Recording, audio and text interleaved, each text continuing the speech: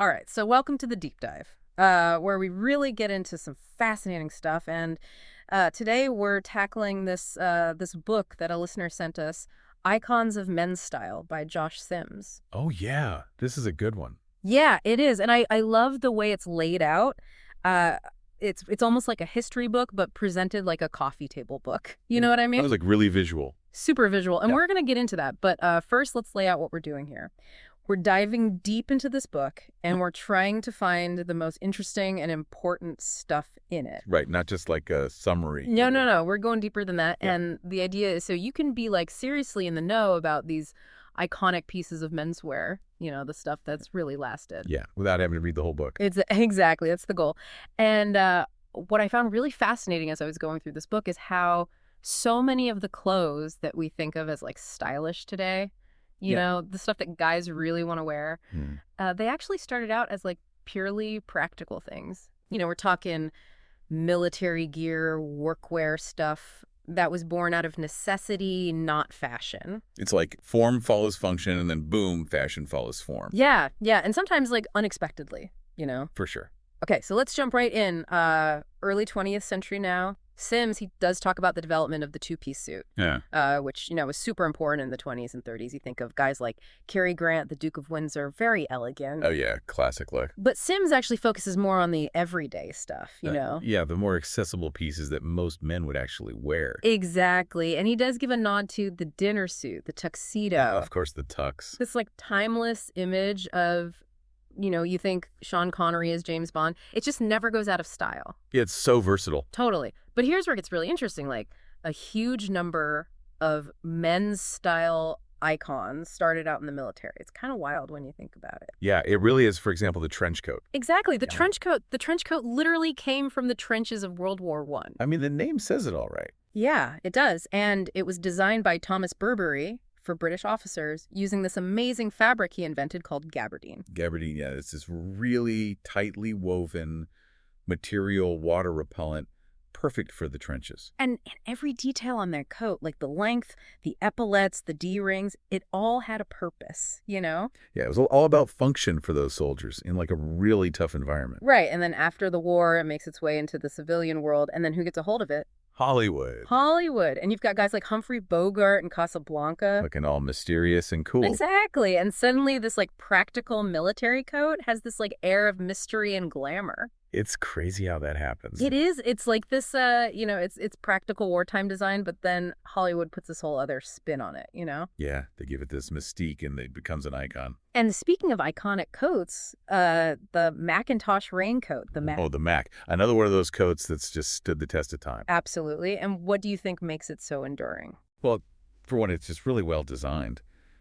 Charles Macintosh invented it back in the 19th century. Wow. Yeah, he figured out how to make a truly waterproof coat using this rubberized fabric. And by the early 20th century, that like classic beige or khaki cotton Mac, the one. Yeah, I know exactly what we're talking about. It became the go-to raincoat for stylish men. And Sims puts it right up there with the trench coat as a true menswear staple. Which is pretty amazing when you consider it was originally meant for keeping people dry. Yeah, sometimes the simplest things are the most stylish. Totally. And sticking with outerwear with military connections, what about the peacoat? Oh, the peacoat, another great example. It was worn by sailors in both European and U.S. navies. So again, like born out of necessity. Exactly. Those big buttons, the wide collar, all meant to keep those sailors warm and protected out at sea. Makes sense. And then, of course, when they came ashore, it naturally turned into this really rugged casual jacket for everyday wear. And then there's the duffle coat, which has this really distinctive look with the hood and the toggle fastenings. Oh, yeah, the duffle coat. Another World War II British military coat, famously worn by Field Marshal Montgomery. Oh, wow, I didn't know that. Yeah, and after the war, it kind of found its way into everyone's closets. Mm. Students, artists, all sorts of people. And what's really cool is that Sims even mentions that David Bowie was seen wearing a classic camel duffel coat in the mid-'70s. Wow. So even like a style icon like Bowie was into it? Yeah, it just shows how versatile and timeless that coat really is. It's amazing how the stuff that was designed for like war and stuff ends up becoming so stylish. It really is. It's like this unexpected journey from the battlefield to the streets. And speaking of that journey, let's talk about leather flight jackets. Oh, yeah. Another prime example of Military practicality turning into fashion. So these jackets were developed in the 20s and 30s for aviators, right? Right. Think of those shearling collared bomber jackets. So classic. Like the epitome of that era. And icons of men's style really shows how they went from the Air Force to the movies, you know. Oh, yeah, and the U.S. Navy G1 flight jacket, the one with the fur collar and all the patches. That one got super popular after Tom Cruise wore it in Top Gun back in '86. It's amazing how a movie can just make something so popular. And Sims even includes a full-page photo of Cruise in that jacket in the book. It's like he's saying, look at how impactful this is. Exactly. It really shows how visual media can like revive and redefine fashion trends. Absolutely. And speaking of rebellion and cool factor, we have to talk about the leather biker jacket. Oh yeah, the Perfecto, the classic biker jacket designed by Irving Schott back in 1928. And it was originally for motorcyclists, right? Yeah, that tough black leather, the asymmetrical zipper, all meant to protect riders. Makes sense, but then along comes Marlon Brando in The Wild One in 1953. And suddenly the jacket becomes synonymous with rebellion. Yeah, it's incredible how a single movie can have such a lasting impact on fashion. And by the 50s, Sims points out that the black leather jacket, the white t-shirt and jeans, basically became the uniform of teenage rebels. It's like the ultimate symbol of coolness. And Sims traces this whole evolution in the book. Yeah. He even calls it this mysterious fate-like process that turns certain clothes into icons. So we've seen how military wear and workwear laid the groundwork for a lot of men's style. Right, it's like the foundation. Now let's move into the mid-20th century, where Sims explores this really interesting split between like the clean-cut Ivy League look and the whole youth rebellion thing. Yeah, you've got these two major style movements happening at the same time. And what's interesting is that Sims gives both of them equal attention in the book. Yeah, he recognizes the importance of both the preppy campus style and the rebellious rock and roll style. And in both cases, you see everyday clothes getting elevated to iconic status because of cultural moments and influential figures. It's all about context. Totally. So let's start with the Ivy League side. The Oxford cloth button-down shirt. The OCBD. The OCBD, yeah. A seemingly simple shirt with a surprisingly long history. It's like way more complicated than you'd think. It actually started as an American take on a British polo player's shirt. Yeah, back in the 1890s, British polo players started buttoning down their collars to keep them from flapping around while they were playing. That's smart. Yeah, and Brooks Brothers saw that and thought, hey, that's a good idea. And in 1896, they introduced the first button-down dress shirts. So it started out as sportswear, and then by the 1950s, it's like the key piece of the Ivy League uniform. Exactly, paired with a blazer and a tie, very preppy. And Sims makes a really important point here. He says that the term polo shirt originally referred to those long-sleeve button-down shirts worn for polo. Right, not the short-sleeved ones we think of today. Exactly. So the gear of one sport indirectly led to the creation of another iconic garment. It's funny how these things happen. It is. And speaking of Ivy League staples, we have the chino or khaki trouser. Another garment with a military background? Of course, it seems like everything has military roots. Well, this one goes back to British officers in 19th century India and later the U.S. Army in World War II. So both of them were wearing khakis. Yep.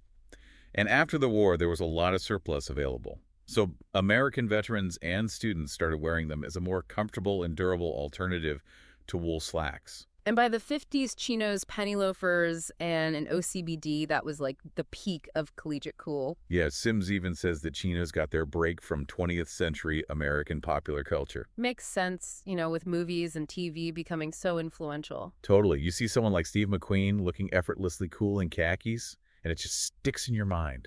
Okay, so we can't talk about mid-century menswear without talking about blue jeans. Blue jeans, probably the most democratic garment of all. Sims definitely emphasizes that. Yeah, he really dives into their history, starting as pure workwear, patented by Levi Strauss in 1873. Those rivet-reinforced trousers meant for miners and laborers. Totally functional 19th century workwear. But then Hollywood gets a hold of them, and so does the youth of the 50s. You've got cowboys in Western films, real rodeo riders, they're all wearing Levi's. And it starts to create this image of jeans as being rugged and American. But it's really actors like James Dean in Rebel Without a Cause and Marlon Brando who make them explode in popularity among teenagers. Yeah, those movies turn jeans into a symbol of rebellion. To the point that some schools actually banned them. That's crazy. And Sims includes this great vintage Levi's ad in the book that says, "Get the real thing, Levi's." It shows how quickly they became a cultural phenomenon. And he tells this funny story about a miner named Homer Campbell who wrote to Levi's in 1920 complaining that his jeans weren't as tough as they used to be. It's like a testament to how durable those original Levi's were. Yeah, and Sims also traces the evolution of denim, from the classic 501s to bell-bottoms and everything in between. He talks about how the fabric and the silhouettes changed over time. So if jeans were the uniform for the lower half of rebellious youth, what about the upper half? The plain white t-shirt, of course. Another seemingly simple item with a surprisingly long history. It started out as a U.S. Navy undershirt in World War I. So again, with the military origins. Yeah, it was this lightweight cotton tee worn under uniforms, and for decades it was strictly underwear. Like you wouldn't be caught dead wearing it on its own. Exactly, but then Hollywood steps in and changes everything. Marlon Brando in A Streetcar Named Desire. Wearing that tight white undershirt as outerwear. It was scandalous at the time. But it also started a trend. And then James Dean in Rebel Without a Cause really cemented the t-shirt's status as the ultimate symbol of cool. Sims takes us through this whole transformation from practical undergarment to a symbol of youthful rebellion. And by the 60s, the white tee was everywhere. It was like the uniform of the counterculture. And it paved the way for the popularity of graphic tees and everything that came after. And it's interesting how these mid-century icons, the jeans, the white tee, the leather jacket, they all kind of came together to create these instantly recognizable looks. Yeah, they became this uniform of cool. And Sims uses images of guys like Steve McQueen throughout the book to show how to wear these basic pieces with style. McQueen was the king of cool. He could take something as simple as a gray sweatshirt or a Harrington jacket and make it look iconic. It's all about attitude. Moving into the 60s, we see all these subcultures emerging that also had a big impact on menswear, like the British mod movement. The mods, they had a very sharp style, the slim-cut suits. But their most iconic piece was probably the fishtail parka jacket. Those surplus U.S. Army parkas originally meant for the Korean War. But the mods in London started wearing them over their suits while riding their scooters. It's like this perfect image of 60s cool. And Sims actually acknowledges these bursts of British influence, even though the book mostly focuses on American style. He also gives a shout out to the Fred Perry polo shirt, a British sportswear classic that became a mod staple. He even mentions Paul Weller from The Jam wearing one, connecting it back to Lacoste's original tennis shirt. So you see these ideas and styles crossing borders and influencing different subcultures. It's all connected. As we move into the 70s, the hippie counterculture made a statement with their clothing too. Yeah, they embraced military surplus like army jackets and fatigues. But they wore them, ironically, as a form of protest against the Vietnam War. And jeans became a canvas for self-expression, with patches, embroidery, bell-bottoms. It was all about individuality. And over in the UK, you had the skinhead subculture developing their own distinct look. With those Dr. Martens boots. Those boots were originally made in Germany, but they started being produced in England in 1960. And they became super popular with working-class British youth. Especially the skinheads. And Sims points out that even though they were German-made, they became a British icon. And they were adopted by so many other subcultures, too. Right. Punks, goths, grunge kids. It's amazing how a work boot could become so influential. It's like it had this underlying coolness that transcended its original purpose. Okay, so Sims even includes items in the book that some people might consider questionable in terms of style, like the Hawaiian shirt. The Aloha shirt. Yeah, those loud floral prints. It might not be for everyone. But Sims makes a case for their iconic status. And he actually presents a pretty convincing argument. Yeah, he traces their origins back to 1930s Hawaii. So they've been around for a while. And they really took off after World War II, when returning soldiers and tourists embraced them. They were comfortable and colorful. Exactly. And by the late 40s, people were even wearing them to work in Hawaii. Wow, really? Yeah, Aloha Wednesday became a thing. It's like the precursor to Casual Friday. Exactly. So this novelty shirt actually had an influence on office wear. That's so interesting. And Sims also talks about how the Hawaiian shirt made its way into pop culture. From Montgomery Clift in From Here to Eternity to Tom Selleck's signature look in Magnum P.I. He even dedicates a whole chapter to the Hawaiian shirt. It shows that an item doesn't have to be traditionally elegant to become an icon. It's more about influence and longevity. And he briefly mentions cargo pants as another example. Like, those are always debated in the style world, but they're definitely a staple of menswear. And they also have military roots. It seems like we always come back to the military. It's a recurring theme, for sure. Okay, so as we get into the late 20th century, the lines between different styles start to blur even more. Yeah, sportswear and streetwear really come into their own as menswear icons. It's like a shift in what influences style. Exactly. By the 70s and 80s, it's not just about the military or Ivy League anymore. It's about athletes and people on the street. And Sims captures this shift really well in the book. Let's take the sweatshirt, for example. The sweatshirt, another piece that started out as purely athletic wear. It was invented in the 1920s by companies like Champion for athletes to wear while training. And for a long time, it stayed in the gym, you know, But then Sims points out this interesting moment with President Ronald Reagan. who was often photographed wearing an old Army-issued sweatshirt at his ranch. It's like the sweatshirt had officially crossed over into mainstream fashion. And the book even has a picture of Reagan in his sweatshirt. It's like Sims is saying, look, even the president wears sweatshirts now. And of course, the sweatshirt story continues with the rise of hoodies in hip-hop and skate culture. Yeah, Sims might not have a whole section on hoodies, but he definitely covers the broader trend of athletic wear becoming mainstream. You know, tracksuits, sneakers, all that stuff. And speaking of sneakers, Converse All-Stars, those classic canvas shoes, Oh yeah, they've been around forever. they were introduced in 1917 as basketball shoes. And then they had a huge comeback in the 80s thanks to punk and alternative bands like the Ramones. And Sims points out how they've become so versatile that you can even wear them with a suit. He includes them right alongside dress shoes in the book. Okay, so we need to talk about the polo shirt because there are actually two different shirts that go by that name. Right. Sims makes this clear distinction in the book. So before Lacoste came along with his short-sleeved tennis shirt in the 1920s, One we think of as a polo shirt today. the term polo shirt actually referred to the long-sleeved button-down shirts worn by polo players. The ones that inspire the OCBD. So Lacoste shirt was inspired by sport, but not the sport we usually associate with the term polo shirt. It's a bit of a misconception. And his tennis shirt with the soft collar and the breathable fabric quickly caught on for casual wear. And brands like Fred Perry and Ralph Lauren really made it a mainstream staple. So it's another example of sportswear crossing over into everyday fashion. And the 80s really saw this mix of high and low fashion take off. Yeah, you had the power suit in the business world. And then ripped jeans and sneakers on the streets. And Sims captures this mix perfectly in the book. He even puts a picture of a dinner suit and a sweatshirt just a few pages apart. It's like he's saying, look how menswear has evolved. And he talks about how this mix reflects a new freedom in men's style.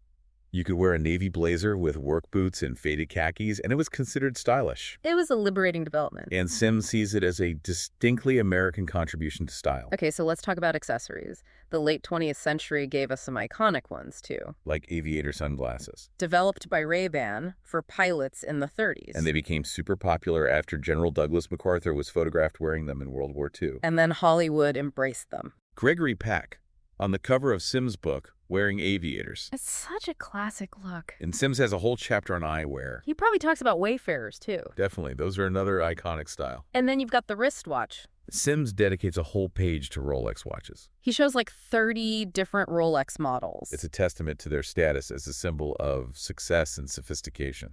And he talks about the history and cultural significance of watches like the Rolex Submariner. Worn by James Bond, Steve McQueen, so many icons. And then right on the next page, after all those luxury watches, He shows 9 well-worn Zippo laters. it's such a great contrast. It goes from high-end luxury to something much more everyday, And Sims talks about how the design of Zippos has changed over the years. and how they've been featured in pop culture, you know, from war movies to westerns to rock concerts. It's another example of how iconic style isn't always about price or exclusivity. It's about something more intangible. And he even mentions other classic accessories like the Montblanc Meisterstück pen and the Dunhill Rollagas lighter. Those are more about elegance and sophistication. Okay, rounding out our look at late century icons, we've got footwear.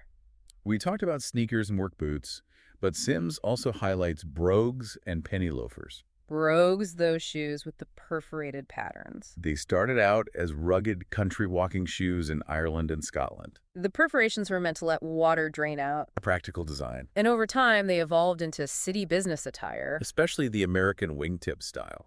And Sims calls them classic shoes. He probably mentions the Duke of Windsor's influence on their popularity. And then there are penny loafers invented by G.H. Bass in 1936. The Basswegian inspired by Norwegian moccasins. Another Ivy League staple. And they even made it to pop culture history, thanks to Michael Jackson and Thriller. Sims includes a picture of Jackson wearing loafers in that iconic music video. It shows how this preppy shoe Went from college campuses to global stardom. Okay, so one of the things that really stands out about this book is how visually rich it is. Absolutely. Sims uses photos to tell the story of men's style. It's like a history book disguised as a coffee table book. Every chapter is filled with amazing photographs. Vintage ads, celebrity shots, movie stills. They all help to illustrate the points he's making. Like in the chapter on Hawaiian shirts, I bet there's a collage of those classic prints. And maybe a picture of Tom Selleck as Magnum PI. And in the chapter on jeans, you might see an early patent illustration next to a photo of James Dean. It's a really effective way to make the history come alive. And it's not just Hollywood stars in the photos either. No, Sims uses a really diverse range of imagery. You know, rock stars like Mick Jagger, athletes, politicians. Even Ronald Reagan in his sweatshirt. And of course, those iconic movie and TV characters we've been talking about. So the book really connects each garment to these larger cultural trends. You know, wars, economic shifts, social movements, music, the media. It shows how these things all influence what we wear. A hit movie can make a piece of clothing famous overnight. It's incredible. So in a way, Icons of Men's Style is like a cultural history of the 20th century. Told through the clothes we wear. Exactly. It's a really fascinating perspective. So to wrap up, Josh Sims's Icons of Men's Style is a really comprehensive look at these key pieces of menswear. And he doesn't just list them randomly. He explains how they became icons. He talks about this mysterious, fate-like process that leads to certain clothes becoming cool. And by reading the book, you gain a real appreciation for the history and cultural significance of even the simplest garments. And it's a really engaging read, thanks to Sim's writing style and all those amazing visuals. Even if you weren't around during some of these eras, you can still understand the appeal of these clothes. Like Gregory Peck's aviators on the cover, or those well-worn Zippos. It's like Sims is inviting you to connect with these garments and the people who wore them. To understand the past of menswear and maybe even find some inspiration for your own style. It's a really cool book. So as you look at your own wardrobe, think about the clothes you have. Which ones might become icons someday? And what stories do they tell about your life and the times we're living in? It's something to think about. It really is. Thanks for listening. Yeah, this was a good one. And we'll see you next time on The Deep Dive.